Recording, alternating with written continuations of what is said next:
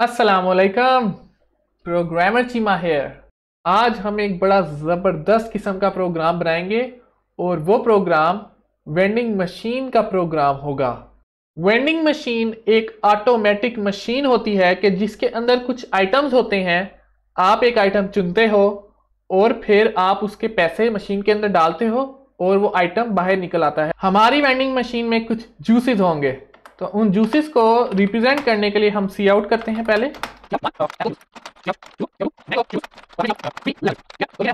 अब हम यूजर से पूछेंगे कि उसने कौन सा जूस खरीदना है। जूस का पूछने के बाद हमने वो जूस यूजर को दे देना है, तो उसके लिए हम इफ स्टेटमेंट्स यूज करेंगे।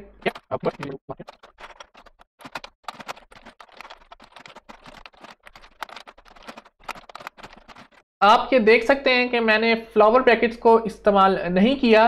दरअसल बात यह है कि हमें फ्लावर ब्रैकेट्स की ज़रूरत नहीं होती अगर हमने एक स्टेटमेंट इस्तेमाल करनी हो, सिर्फ एक स्टेटमेंट। जी हाँ, तो आप यहाँ देख सकते हैं इफ़ स्टेटमेंट के बाद ये जो इफ़ है इसके बाद सिर्फ एक कोड की स्टेटमेंट आई है।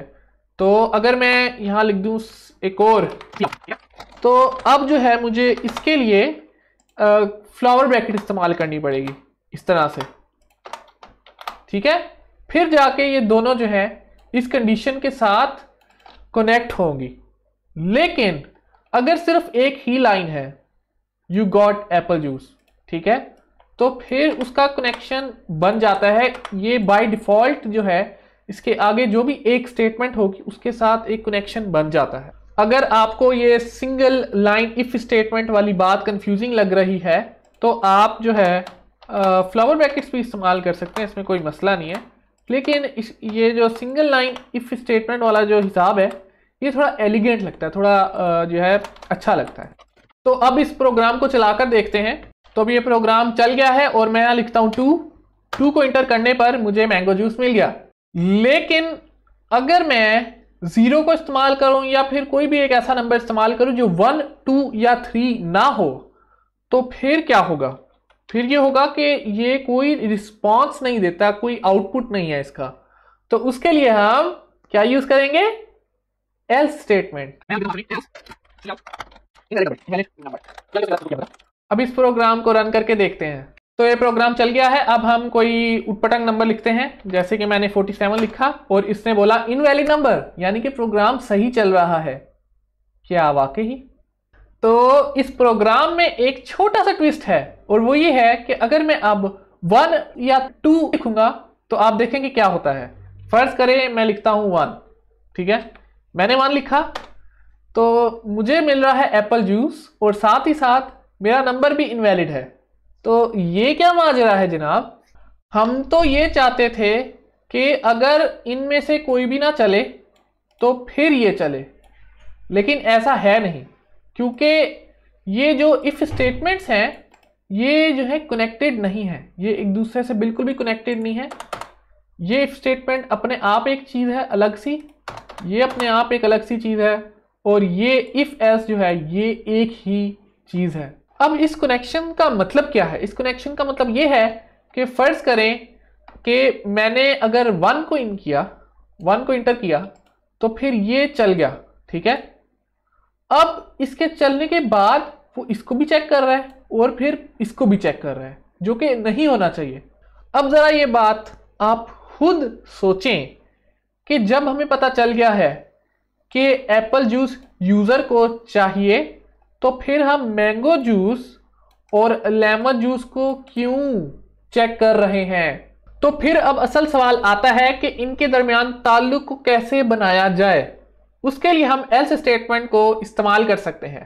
तो फर्ज करें कि ये इनपुट है, इनपुट इज इक्वल टू 1। इसके बाद हम एक एल्स स्टेटमेंट को लिख सकते हैं, ठीक है, और एल्स की स्टेटमेंट के अंदर हम बाकी 2 इफ स्टेटमेंट्स कर सकते हैं, ठीक है।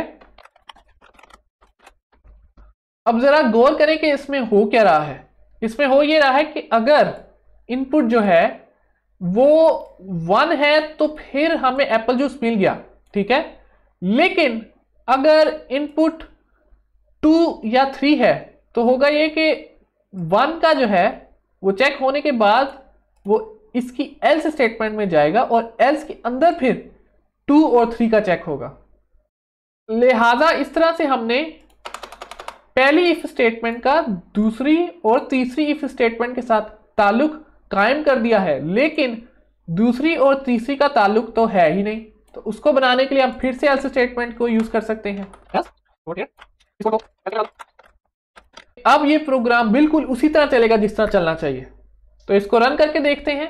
अब इसमें हम लिखते हैं 2, तो मैं 2 लिखता हूं और मुझे मिल गया मैंगो जूस। तो इस दफा इनवैलिड नंबर क्यों नहीं आया, तो इसको जरा हम एक दफा गो थ्रू करते हैं इस कोड को। अब ये बात तो जाहिर है कि जो कंपाइलर है वो ऊपर से नीचे लिनियरली कोड को पढ़ता है, ठीक है। तो सबसे पहले तो वो इनपुट इज इक्वल टू 1 को पढ़ेगा, ठीक है। तो इनपुट इज इक्वल टू 1 जो है वो फॉल्स हुआ, क्योंकि हमने 2 का इनपुट दिया है, मैंगो जूस जिससे आया है, तो यहां फॉल्स हुआ, तो फिर वो एल्स स्टेटमेंट के अंदर चला गया, ठीक है। और फिर एल्स के अंदर इनपुट इज इक्वल टू 2 जो है वो ट्रू हो गया। जब input is equal to 2 true हो गया तो फिर यू गॉट मैंगो जूस आ गया और एल्स का जो स्टेटमेंट है वो सारी की सारी स्किप हो गई। इस कोड का स्किप होने की वजह से इनवैलिड नंबर का प्रिंट हुआ ही नहीं, वरना अगर हम इसको हटा दें और फिर इस प्रोग्राम को चला के जो है वो हम 2 लिखें, 2 इंटर करें, तो फिर इनवैलिड नंबर का मैंगो जूस के साथ प्रिंट आएगा।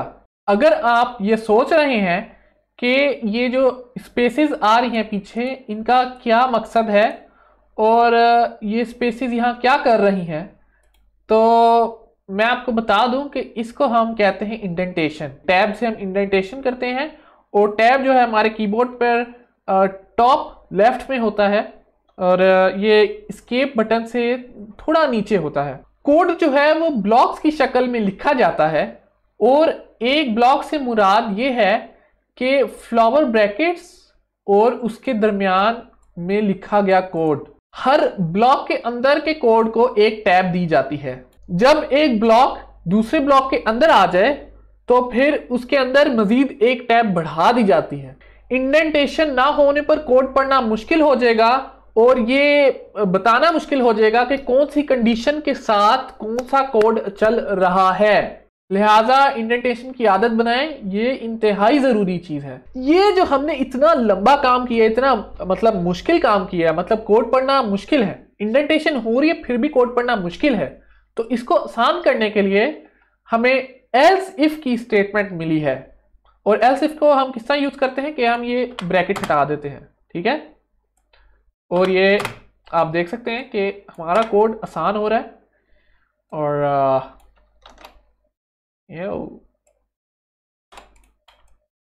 ठीक है।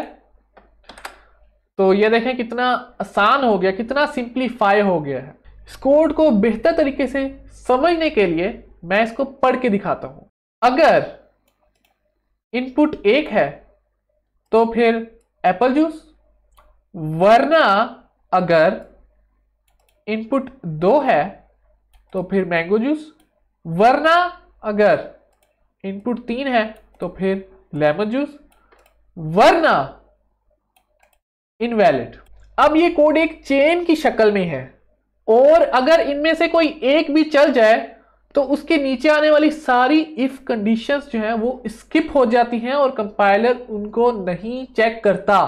मसलन अगर इनपुट इज इक्वल टू 1 जो है वो चेक हुआ और वो ट्रू है और एप्पल जूस प्रिंट हो गया, तो फिर बाकी सारी चीजें स्किप हो जाएंगी, कंपाइलर उन्हें नहीं देखेगा। तो इस तरह से हमारा वेंडिंग मशीन का प्रोग्राम तैयार हो गया है। अगर आपको ये बहुत मुश्किल लग रहा है तो यकीन जानिए कि ये सबको शुरू में बहुत मुश्किल लगता है और इसको समझने के लिए इसको आपको टाइप करना होगा, लिख कर देखना होगा, चेक करना होगा कि कब क्या होता है, कौन सी कंडीशन कब चलती है, कब एल्स इफ चलता है, कब एल्स चलता है। मैंने तो आपको वेंडिंग मशीन की मिसाल दी है, लेकिन आप इसकी बजाय कुछ भी बना सकते हैं। मसलन आप एक डायलॉग मशीन बना सकते हैं कि जिसमें यूज़र जो है वो एक बात करे और कंप्यूटर उसे फिर उस बात के मुताबिक रिस्पॉन्ड करे।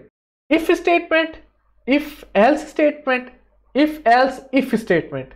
तो ये कुल मिला के 3 तरह की स्टेटमेंट्स हैं जो आपने टाइप कर करके प्रैक्टिस करनी है। आपने देखना है कि अगर ये नंबर है तो फिर कब कंडीशन ट्रू है, कब कंडीशन फॉल्स है, कब आपका एक कोड चलता है, कब आपका दूसरा कोड चलता है। और इंडेंटेशन जो है वो अगर आप ना करें तो क्या मतलब आप कोड पढ़ पाते हैं, इंडेंटेशन का क्या असर पड़ता है कोड पर। और मतलब आप देखें, आप इसको करके देखें ना, आपको थोड़ा आइडिया हो। क्योंकि जाहिर है अगर मैं कह भी दूं कि इंडेंटेशन बहुत ज़रूरी है तो इस बात की तभी आपको समझ आएगी जब आप देखेंगे कि वाकई इंडेंटेशन होने या ना होने से फ़र्क पड़ता है। इन कंडीशनल स्टेटमेंट्स को आप सीखें, ये बहुत ज़रूरी और अहम कंडीशनल स्टेटमेंट्स हैं, इनके बगैर प्रोग्रामिंग नहीं होती। अगर आपको वेंडिंग मशीन की थोड़ी बहुत समझ आई है तो इस वीडियो को लाइक करें, दूसरों के साथ शेयर करें और साथ ही साथ इस चैनल को सब्सक्राइब भी करते जाएं। मिलते हैं अगली वीडियो में। अल्लाह हाफिज़।